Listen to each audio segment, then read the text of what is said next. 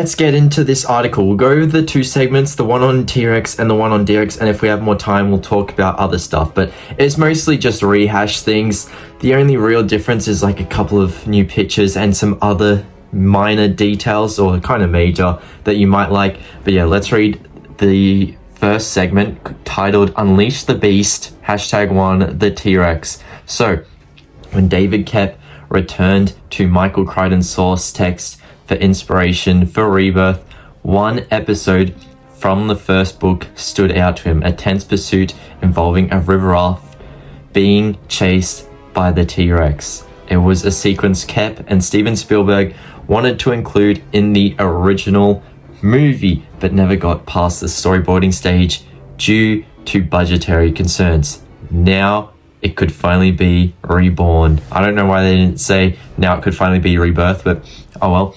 Anyway, both Steven and I said, hey, now we can do it, says the screenwriter. When I was rereading the novel, I told him, yeah, it's as good as we remember. We have to have this because it was just a great idea for a scene.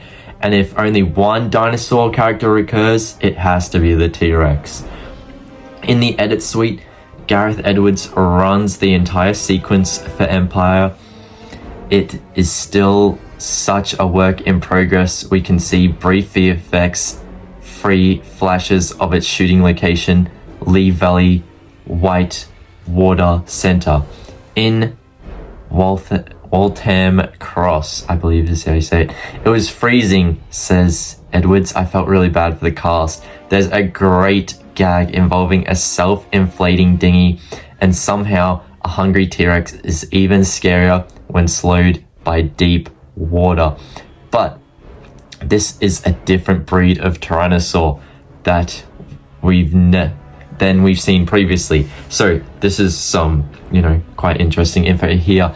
Unlike Rexy, so they actually name drop Rexy here, from Jurassic Park and the previous World trilogy, it is bigger, beefier, and even surlier. So interesting to hear that.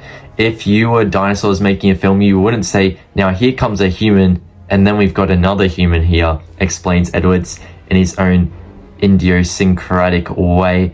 You would say, here comes Robert De Niro and there's Javier Bardem. The original Jurassic Park T-Rex is one actor, now here's another. Oh, so this is the Javier Bardem of T-Rexes. Well, the place I tried to pull everything towards was the way people thought T-Rexes looked before we knew better, Edwards reveals. So we looked at some of the designs in Ray Harryhausen's films like The Valley of Gwangi, feeling it would be sacrilegious almost to try and top the iconic near perfect design of Rexy. Edwards instead decided to tap into his childhood. Like old Gwangi, the results, he says, is kind of how as a kid I always thought a T-Rex would look. I'm super happy with it. So yeah, originally the T-Rex was actually meant to be more like classic looking, so go back to really early 1900s basically, like it really upright and all that. So yeah, I think it's pretty interesting to hear that. But we will now get into the second segment about D-Rex, titled Unleash the Beast, #2 the D-Rex. The final scene Gareth Edwards played for Empire when he was, showing them scenes. So this isn't actually the final scene, this is actually the opening scene. But basically, that they played in the Rebirth edit suite is actually the film's opening scene, set 17 years ago. So you can imagine this film is set in 2027. We're going back to 2010, 5 years before Jurassic World. We know Scorpius Rex was made in 2012. So does that hint D-Rex was made slightly before it? And, we'll get to that. We'll talk about it. But let's keep reading because this is pretty interesting. So, set 17 years ago and it takes place at an InGen facility, but apparently it's not InGen people working there. It is actually Parkagenics people, the new company in the movie. So, whilst we do have that, they are at the InGen facility where hazmat suit wearing technicians have been tinkering with dino DNA, winding up with perhaps the nastiest, weirdest looking creature we've seen yet in the Jurassic series, the Distortus Rex or D-Rex. Although in true horror fashion, the prologue only grants the briefest, shadiest glimpses of it swathed in dry ice. You go into all this detail while designing it, and then it's like, okay, now let's hide it. And hide it even more and leave it to the imagination even more, Edward says. As soon as he read Kep's script, he could see the D-Rex he recalls in his peripheral vision. He thought, okay, I know what that looks like. I can imagine that. Similar to his T-Rex. See the page which we talked about before. What he imagined was drawn from some of his favorite childhood monsters. It's kind of like if the T-Rex was designed by H.R. Geiger, he says, referring to the Swiss surrealist creator of Alien's title creature. And then that whole thing had, it did it with the Rancor from Return of the Jedi. It's a design that I was really happy with. I'd like to buy the toy of it when it comes out.